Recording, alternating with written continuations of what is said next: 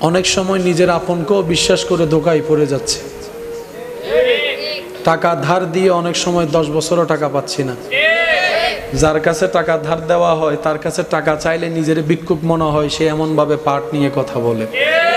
আল্লাহ অনেক সময় বিদেশ থেকে আমরা টাকাটা পাঠিয়ে বিশ্বস্ত মানুষের কাছে দিয়ে বললাম জায়গাটা তুই কিনে নে। দেশে এসে পরে দেখলাম আমার কোনো নামই নেই, তার নামে সে রেজিস্ট্রি করে ফেলছে।